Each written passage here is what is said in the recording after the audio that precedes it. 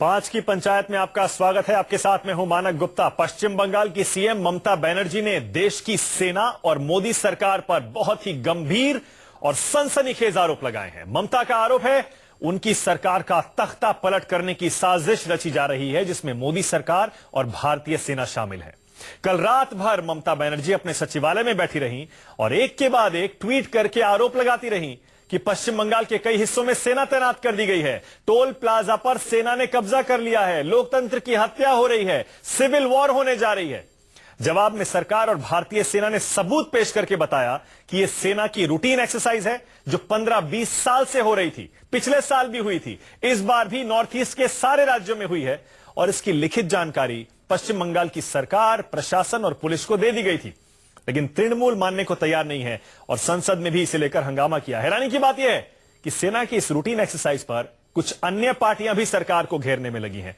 5 की पंचायत में आज हम यही सवाल उठा रहे हैं कि अब सिर्फ मोदी पर निशाना साधने के लिए ममता ने सेना को बदनाम किया है, और क्या सेना के जरिए वाकई ममता पर नजर रखने की कोशिश कर रही थी सरकार? 5 की पंचायत में मेरे साथ तृणमूल से काकोली घोष जुड़ेंगी टेलीफोन लाइन के जरिए। मेरे साथ सीपीआई से प्रोफेसर दिनेश वार्ष्णेय जुड़ रहे हैं, कांग्रेस से मेरे साथ संजय झा हैं, बीजेपी से सिद्धार्थ नाथ सिंह। आप सभी का बहुत बहुत स्वागत है। पहले मैं प्रोफेसर वार्ष्णेय आपके पास आ रहा हूं। प्रोफेसर वार्ष्णेय, क्योंकि आपकी भी एक बड़ी पार्टी है पश्चिम बंगाल में, क्या आप भी इन आरोपों से सहमत हैं जो तृणमूल की सरकार लगा रही है पश्चिम बंगाल में कि उनकी सरकार का तख्ता पलट करने की साजिश केंद्र सरकार और सेना ने रची है? नहीं, तख्ता पलट की साजिश तो नहीं है, पर निश्चित तौर पे ये टाइम अगर उन्होंने एक्सरसाइज के लिए चुना है तो वो भी गलत है। दूसरा, संघीय ढांचे में वहाँ के मुख्यमंत्री को कॉन्फिडेंस में लेना चाहिए था, उनको विश्वास में लेना चाहिए था। अगर मुख्यमंत्री को विश्वास में नहीं लिया है तो निश्चित तौर पे ये संघीय ढांचे पे कहीं ना कहीं चोट का सवाल है। प्रोफेसर वार्ष्णेय, बहुत बच के बोल रहे हैं आप। मैं आपसे सीधा सवाल पूछ रहा हूं। मेरे पास ये 4 चिट्ठियां हैं जो भारतीय सेना ने रिलीज की हैं। पश्चिम बंगाल सरकार के जो भी जरूरी रेलेवेंट डिपार्टमेंट्स हैं उनसे लिखित में परमिशन ली गई, अगर परमिशन नहीं मिली उनको जानकारी दी गई, और ये एक्सरसाइज हर साल होती है, 15-20 साल से हो रही है। प्रोफेसर वार्ष्णेय, ऐसे में ये जो आरोप बीजेपी लगा रही है कि सेना का इस्तेमाल करके और मोदी सरकार को अटैक करने की कोशिश हो रही है, इस पर आप क्या कहते हैं? नहीं, सेना का इस्तेमाल ऐसे सिविलियन उसमें ये सरकार इतने बड़े स्तर पे कर भी नहीं पाएगी, क्योंकि सेना भी, भारतीय सेना बहुत मैच्योर सेना है और बहुत प्रोफेशनल सेना है, ऐसा ये कर भी नहीं पाएंगे। ममता बनर्जी को भी अपने बोलों में थोड़ा सोच के बोलना चाहिए। परंतु निश्चित तौर पे मैं फिर कह रहा हूँ, अगर सेना ने इजाज़त ली है या मुख्यमंत्री को कॉन्फिडेंस में लिया है फिर तो हमें कोई प्रॉब्लम नहीं है, पर अगर उन्होंने मुख्यमंत्री को कॉन्फिडेंस में नहीं लिया है तो निश्चित तौर पर ये संघीय ढांचे। ठीक है प्रोफेसर वार्ष्णेय, रुकिएगा एक सेकंड, मेरे साथ काकोली घोष जुड़ गई हैं। काकोली घोष, आप मुझे सुन पा रही हैं? हाँ, सुन रहे हैं। काकोली जी, ममता बनर्जी कह रही है डेमोक्रेसी, लोकतंत्र की हत्या हो गई, मेरी सरकार का तख्ता पलट होने जा रहा है, और तख्ता पलट के साथ साथ तमाम तरह के गंभीर आरोप लगा रही है ममता बनर्जी। उनका एक भी किस बिना पर यह आरोप लगा रही है समझ में नहीं आ रहा है काकोली घोष, क्योंकि देखिए सेना साफ कह रही है हमने परमिशन ली है, इन्फॉर्म किया है सारे डिपार्टमेंट्स को जिनको करना चाहिए, और कह रहे हैं हर साल ये होता है, इस बार आप ये क्यों, किस तरह के आरोप क्यों लगा रहे हैं? हर साल ही नहीं होता है, क्योंकि सत्ते पे अभी 6 साल होने जा रहा है, ममता बनर्जी मुख्यमंत्री है और हम भी अभी नहीं देखा इसको, ये पहले बात है। दूसरी बात, मेरे पूर्वज से जो बात कर रहे थे, मेरा नमस्कार उनको, उन्होंने सही कहा कि अगर स्टेट गवर्नमेंट ने मना कर दिया, इनकार कर दिया तो ये ठीक नहीं हुआ सेना को। मेरा सेना की तरह सब सम्मान है क्योंकि वो हमको रक्षा करते हैं, फिर भी डिफेंस सेंट्रल गवर्नमेंट का एक डिपार्टमेंट है और सेंट्रल गवर्नमेंट और स्टेट गवर्नमेंट में जो फेडरल है उसको सम्मान करते हुए उनको इजाजत लेके ही ये काम करना था, क्योंकि सेक्रेटेरिएट एक हाई सिक्योरिटी जोन है। और मेरे पास एक लेटर है 2511 का, जो अगर आपका कोई व्हाट्सएप नंबर हो मैं भेज सकती हूँ, आप देखिए, जहाँ हमारा डिपार्टमेंटल एडिशनल कमिश्नर ने साफ साफ बता दिया कि ये हाई सिक्योरिटी जोन है, नौबंदो है और यहाँ ट्रैफिक ज्यादा है। और यहाँ से देखिए, मैं बोलती हूँ कि इंटरनेशनल बॉर्डर वहाँ से 100 माइल दूर है, वहाँ कोई इंटरनेशनल बॉर्डर नहीं है। अभी कोई वॉर सिचुएशन नहीं है। पीस के टाइम में सेना बिना इजाजत बिना बातचीत अचानक जाके स्टेट सेक्रेटेरिएट के चारों तरफ क्या कर रहे थे, ये बिल्कुल मैं सहमत पोषण करती हूँ। काकोली घोष, ठीक है काकोली घोष, आपको इस बात पर आपत्ति हो सकती है कि आपने ऑब्जेक्शन किया जिसको नजरअंदाज कर दिया गया, लेकिन इस तरह के आरोप लगाना कि सिविल वॉर होने जा रही है, सरकार का तख्ता पलट करने की कोशिश हो रही है और लोकतंत्र की हत्या हो रही है। सेना अगर एक कोई रूटीन एक्सरसाइज कर रही है, काकोली घोष, सेना रूटीन एक्सरसाइज अगर कोई कर रही है, वो इमरजेंसी सिचुएशंस के लिए कर रही है, इमरजेंसीज के लिए अपने आप को तैयार करने के लिए कर रही है। ऐसे में आपको नहीं लगता आपको भी सहयोग करना चाहिए? देखिए, आप बंगाल का अगर मैप सामने खोल के रखे तो आपको दिखाई देगा। बंगाल का जो मैप है आप सामने खोल के रखे। हेलो, जी बोलिए। हाँ, बंगाल का मैप देखिए, ये जगह जो है ये वेस्ट कलकत्ता है और यहाँ से 500-700 किलोमीटर तक कोई इंटरनेशनल बॉर्डर नहीं है। यहाँ सेक्रेटेरिएट है, सिक्योरिटी जोन है। अगर सरकार से कोई चिट्ठी लिखकर 25 नवंबर को इनकार कर दिया यहाँ किसी को ये एक्सरसाइज करने के लिए, उनको समझदारी दिखाना चाहिए था, उनको यहाँ जाना चाहिए था और जाने, अगर ऐसा जरूरत होता जाने का तब थोड़ा इजाजत ले लेते, बातचीत कर लेते। कोऑपरेटिव फेडरलिज्म का बात कर रहे थे सत्ते पे आने से पहले बीजेपी और माननीय प्रधानमंत्री जी, ठीक है, और प्रधानमंत्री बन के वो कोऑपरेटिव फेडरलिज्म भूल गए। ठीक है, काकोली घोष रुकिए, आपके एक सेकंड रिलेशन में काकोली घोष एक सेकंड, एक धब्बा लगा रहे हैं। एक सेकंड बनर्जी जो कह रही है, ठीक है, एक सेकंड काकोली घोष, एक सेकंड। बीजेपी से सिद्धार्थनाथ सिंह भी जुड़ गए। संजय, एक सेकंड में उसके बाद आ रहा हूँ। सिद्धार्थ जी सुन पा रहे हैं मुझे? सिद्धार्थ जी सुन पा रहे हैं? ठीक है, अभी सिद्धार्थ जी जुड़ रहे हैं, लेकिन काकोली घोष लाइन पे रहिएगा। संजय झा, आपका क्या स्टैंड है इस पे? क्योंकि केंद्र सरकार में तो आपने भी कई साल बिताए हैं और आपकी सरकार के समय भी इस तरह की रूटीन एक्सरसाइज बहुत हुई है। संजय झा, ऐसे में आपका क्या स्टैंड है? देखिए मानक जी, जहां तक हमारा कहना है कि यदि मुख्यमंत्री श्रीमती ममता बनर्जी को किसी भी बात को लेकर यदि चिंता है या घबराहट है तो इसको हम न नाकार सकते हैं न हम उसको नजरअंदाज कर सकते हैं।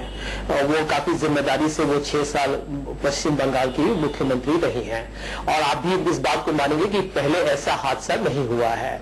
अब चिंताजनक बात यह है और इसी पर हम लोग को गौर करनी चाहिए, क्योंकि गहरा मसला यह है कि क्या तृणमूल सरकार को इस बात का पहले से सूचना दिया गया या नहीं दिया गया।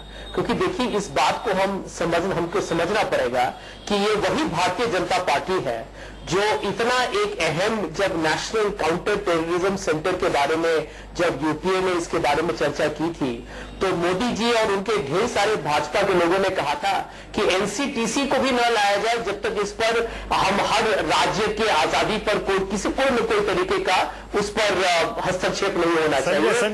संजय एक सेकंड आपको रोकना पड़ेगा। एक सेकंड संजय, एक सेकंड। आपने ये कहा सेना की इस एक्सरसाइज के बारे में क्या केंद्र सरकार को जानकारी थी या नहीं थी? आपने बिल्कुल इंपॉर्टेंट पॉइंट उठाया है। आपकी सरकार के समय भी ऐसा एक आरोप लगा था कि तख्ता पलट करने की साजिश हो रही है। सिद्धार्थनाथ सिंह मेरे साथ जुड़ गए, जरा पूछ लेते हैं, कंफर्म हो जाएगा। सिद्धार्थ जी, सेना की इस रूटीन एक्सरसाइज क्या ये केंद्र सरकार के इशारों पर केंद्र सरकार की जानकारी में हुई थी या इंडिपेंडेंटली सेना की एक्सरसाइज थी और सरकार का कोई लेना देना नहीं? सिद्धार्थ जी क्लियर कर दीजिए। ये सरकार, ये सेना जो है ये इंडिपेंडेंटली करती है। उसके लिए 8 चिट्ठियां उन्होंने बंगाल एडमिनिस्ट्रेशन को भेजी और उसका आज उन्होंने हवाला भी दिया। जो मैं उस समय बीच में हट गया था क्योंकि मेरे पास फोन मतलब लाइन में कुछ दिक्कत थी। जो टीएमसी के एमपी जो लेटर दिखा रही हैं बार बार चीख के, वो आधा सच है, क्योंकि उसके बाद इन जो बंगाल पुलिस है और इंडियन आर्मी की ज्वाइंट रेकी भी हुई है कि वहीं पर किया जाएगा। उसका कारण भी है क्योंकि दोनों तरफ जो हावड़ा है और कलकत्ता बड़ा इंपॉर्टेंट वो रूट मैप है। ये एक सिंपल एक्सरसाइज होती है जिससे कि पता चले कि आर्मी को कि उसका कहीं इमरजेंसी आती है, वॉर जैसी सिचुएशन होती है तो उस वहां से कितने ट्रक्स निकलते हैं या मिनी ट्रक्स निकलते हैं, उसको वो किस तरह से पर्याप्त करा जा सकता है माल धोने के लिए, आर्म्स एंड एम्युनिशन धोने के लिए। ये एक्सरसाइज है। इसका इन्होंने इतना बड़ा राजनीतिकरण करते हुए इसको खाम आर्मी को खींचा गया है। 8 लेटर हैं और ज्वाइंट रेकी है, उसके बाद भी ये आरोप लगाए और उसके बाद कांग्रेस ताल में ताल ठोकने की कोशिश कर रहे हैं।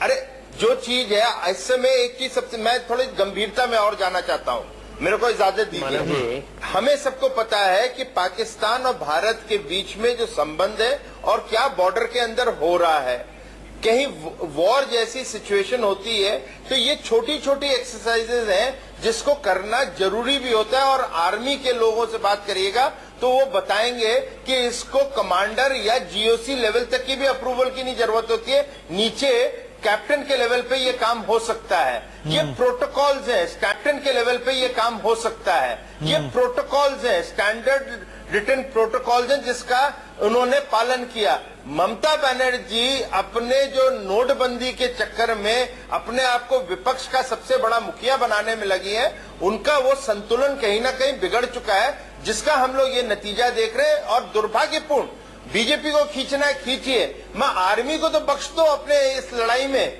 ये जो इन्होंने किया है ये दुर्भाग्यपूर्ण है। काकोली जवाब दीजिए। काकोली घोष, आर्मी का इस्तेमाल मोदी सरकार को अटैक करने के लिए कर रहे हैं आप? देखिए, पहले मैं आर्मी को शाबाशी देता हूँ और हम सब आभारी हैं कि वो हमें रक्षा करते हैं। और ये आर्मी को रास्ते पे उतर के टोल टैक्स में चेक करना काम नहीं बनता। मुझे लगता है आर्मी का और बहुत कम काम है देश को रक्षा करने का, और वो टायर चेक करना और ट्रक चेक करना आर्मी का काम नहीं है। काकोली जी एक सेकंड, काकोली जी एक सेकंड, काकोली जी एक सेकंड, काकोली घोष, काकोली जी एक सेकंड, 16 लेटर है। काकोली जी, 16 लेटर से Kakoli Ghosh, please ma'am please, Kakoli Ghosh एक सेकंड, काकोली जी एक सेकंड। काकोली जी, मैं सिर्फ ये कह रहा हूं, हम डिबेट इस बात पर कर रहे हैं कि इसमें क्या वाकई लोकतंत्र की हत्या हुई है। मैं ये नहीं चाहता हूं इस डिबेट में बिल्कुल भी हमारे चैनल के जरिए हम किसी भी तरह से हमारी आर्मी की रूटीन एक्सरसाइज को डिमीन करें। उन्होंने टोल प्लाजा पे अगर व्हीकल्स का आना जाना चेक किया है, आप काकोली जी, क्या आप और हम ये बताएंगे अब कि आर्मी की रूटीन एक्सरसाइज कैसे होगी? अगर उन्होंने वहां पर गाड़ियों की चेकिंग की है, डेटा कलेक्ट करने के लिए की है, इमरजेंसी सिचुएशंस में गाड़ियां अगर ले जानी पड़ेंगी, कितना माल ढोना पड़ेगा, वो डेटा कलेक्ट करने के लिए सब किया गया है। आप और हम तय नहीं कर सकते कि आर्मी अब एक्सरसाइज में क्या करेगी। काकोली घोष, मैंने ये नहीं कह रहा हूँ कि हम देखेंगे, मैं और आप देखूंगी कि आर्मी क्या करेंगे। मैं कहती हूँ आर्मी को मैं श्रद्धा करती हूँ, तो हमारी रक्षा करते हैं, लेकिन कोऑपरेटिव फेडरलिज्म में सेंट्रल गवर्नमेंट का डिफेंस मिनिस्ट्री और स्टेट गवर्नमेंट में बातचीत ठीक ठाक होना चाहिए था। काकोली घोष, मेरे पास भी 26 तारीख की एक चिट्ठी है जो आर्मी ने रिलीज की है। काकोली जी, 26 तारीख को आर्मी ने साफ कह दिया कि आपने वेन्यू चेंज करने को बोला, ये वेन्यू हम चेंज नहीं कर सकते। मुझे फोन मत कीजिए काकोली जी। आप सिद्धार्थ सिंह जी का बात में चुप रहेंगे और मेरे बात में तो मुझे क्यों फोन कर रहे हैं? नहीं काकोली जी, आप बोल रही हैं, मैं तो सिर्फ क्रॉस क्वेश्चनिंग कर रहा हूँ। मैं आपको व्हाट्सएप भेजती हूँ जिसमें हम लोग बताया कि ये एक्सरसाइज वहाँ नहीं करना चाहिए, अगर करना है तो स्टेट गवर्नमेंट से कोऑपरेट करके परमिशन करना है। काकोली जी, मैं कह रहा हूं 26 तारीख की एक चिट्ठी आर्मी की मेरे पास भी है जो आर्मी ने रिलीज की है। काकोली जी, एक सुन लीजिए, मेरी बात सुन लीजिए। 26 तारीख की चिट्ठी आर्मी ने रिलीज की है। उन्होंने कहा कि हमने पुलिस को बता दिया कि ये हमें एक्सरसाइज वहीं करनी पड़ेगी, क्योंकि आर्मी के कैंप्स और कैंटोनमेंट एरियाज के आसपास ही करनी है, इसीलिए वेन्यू हम चेंज नहीं कर सकते।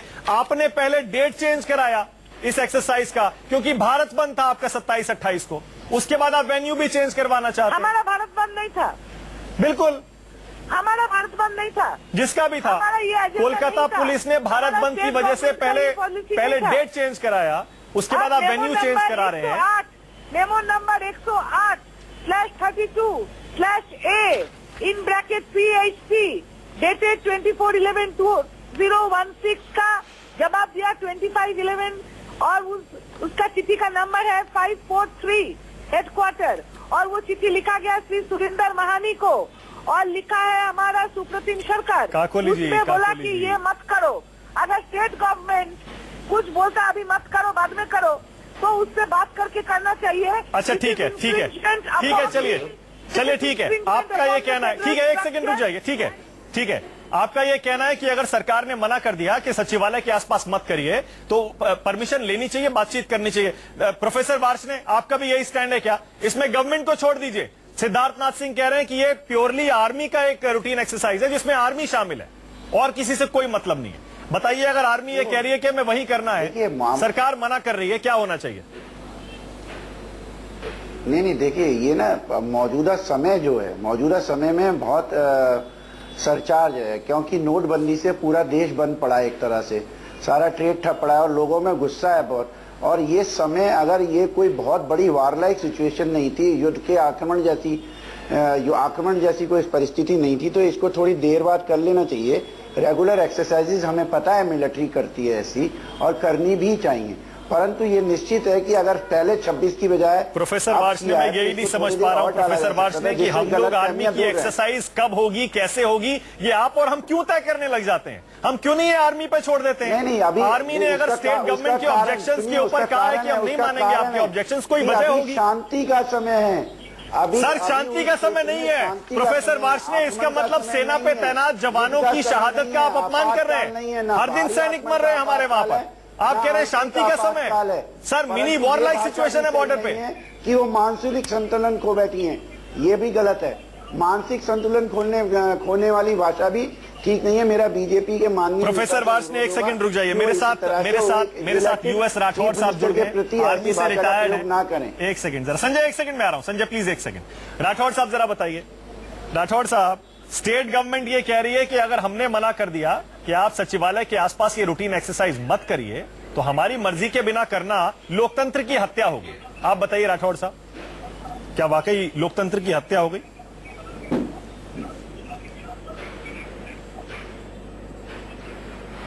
देखिए, मैं एक चीज मैं आपको साफ कर देता हूं। जो एक्सरसाइज की ये बात कर रहे हैं, ये एक्सरसाइज का नाम है imprisonment of civil transport.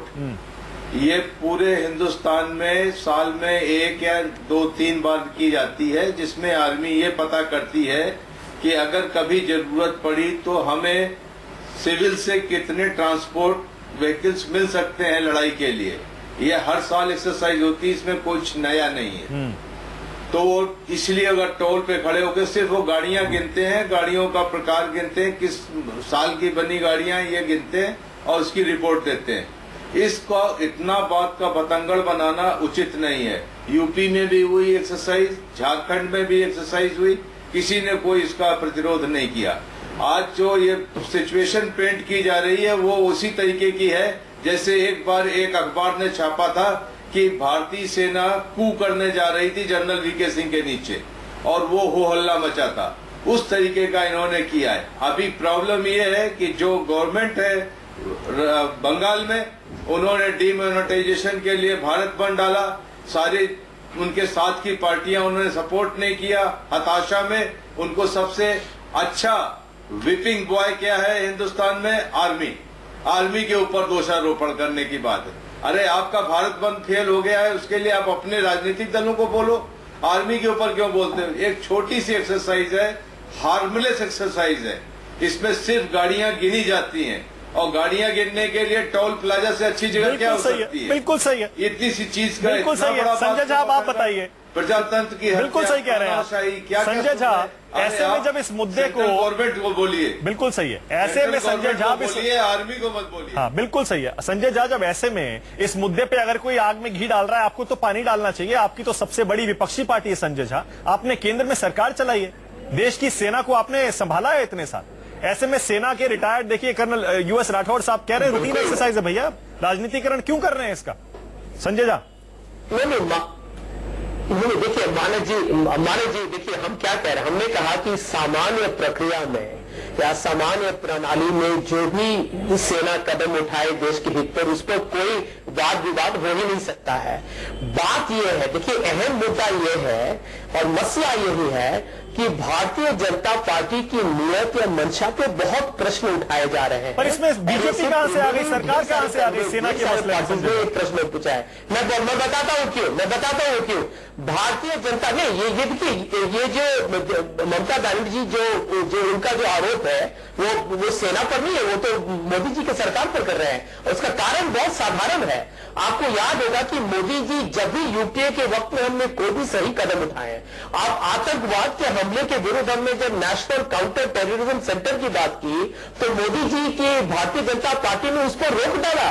GST को लेकर उन्होंने 8 साल रोका, कहा कि इसमें कोऑपरेटिव फेडरलिज्म। नहीं वो संजय, आपके सारे आरोप ठीक होंगे, उसको आपने लेकिन सेना को लेकर ये इंडिपेंडेंट सेना की एक्सरसाइज है। सिद्धार्थनाथ सिंह कह रहे हैं सरकार का लेना देना नहीं है, कर्नल राठौर कह रहे हैं सेना की एक्सरसाइज है, इसका राजनीतिकरण मत करिए। ऐसे में संजय झा, आपकी पार्टी को तो क्लियर स्टैंड लेना चाहिए, क्योंकि आपकी पार्टी केंद्र में रही है।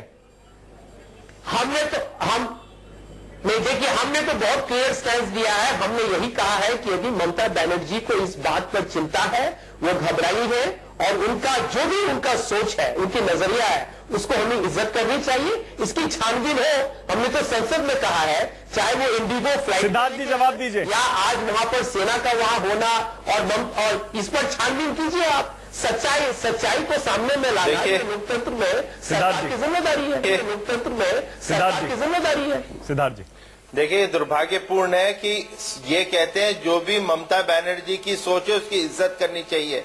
ममता जी की तो सोच ही यही है कि आर्मी को कटघरे में खड़ो और अपना राजनीतिक रोटी सेको, आर्मी के कंधे को इस्तेमाल करते हुए। उसका ये कांग्रेस खुद खुलेआम आपके चैनल पे कह रहे हैं कि हम उसकी इज्जत करते हैं उस सोच की। तो अब कांग्रेस भी जो सत्ता में रही है, जिसने 3 युद्ध पाकिस्तान के साथ झेले हैं और जीते भी हैं, वो पार्टी आज खड़ी होके आर्मी के ऊपर प्रश्न चिन्ह उठा रही है। इससे ज्यादा दुर्भाग्यपूर्ण क्या हो सकता है? किस प्रकार की राजनीति कर रहे हैं इन लोग, ये समझ के बाहर हो रहा है। और आप सोचिए कि जो एक दूसरी की एक और सोचिए, ये इस प्रकार की जो भाषा इस ममता बनर्जी ने करी है और कांग्रेस में समर्थन कर रहा है, कल पाकिस्तान खड़े होकर कहेगा कि भारत की जो सरकार है या भारत जो है वो अपने सैनिक बलों को कू करने के लिए इस्तेमाल करती है। ठीक है सिद्धार्थ जी, मेरे पास टाइम खत्म हो रहा है। सिद्धार्थ जी, आपका आरोप साफ है, जो भी इस मामले का राजनीतिकरण कर रहा है वो सेना का अपमान कर रहा है। 20 सेकंड कर्नल राठौर मैं आपको दे रहा हूं क्लोजिंग में, क्या वाकई सेना का अपमान हुआ है इस विवाद से?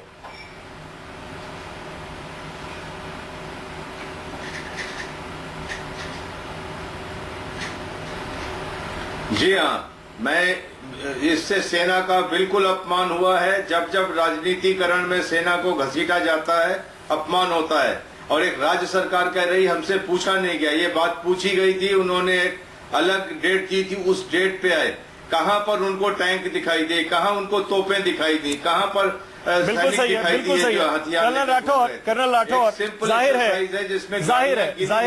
जाहिर है और मुझे लगता है कि ये सारी की सारी पार्टियां जो हमारे इस पैनल में मौजूद हैं या जो सारे दर्शक हमें देख रहे हैं, वो सब भी इस बात को मानेंगे, सेना रूटीन एक्सरसाइज जो कर रही थी वो हमारी प्रोटेक्शन के लिए ही अपने आप को तैयार कर रही थी। ऐसे में सेना का विरोध करना, उस एक्सरसाइज का विरोध करना कहां तक सही है, आप खुद फैसला कर सकते हैं। बहुत बहुत शुक्रिया 5 की पंचायत में आने के लिए सिद्धार्थनाथ सिंह, संजय झा, काकोली घोष, प्रोफेसर वार्ष्णेय और कर्नल राठौर, बहुत बहुत शुक्रिया। छोटा सा ब्रेक के बाद देखिए क्रिकेट हाउसफुल।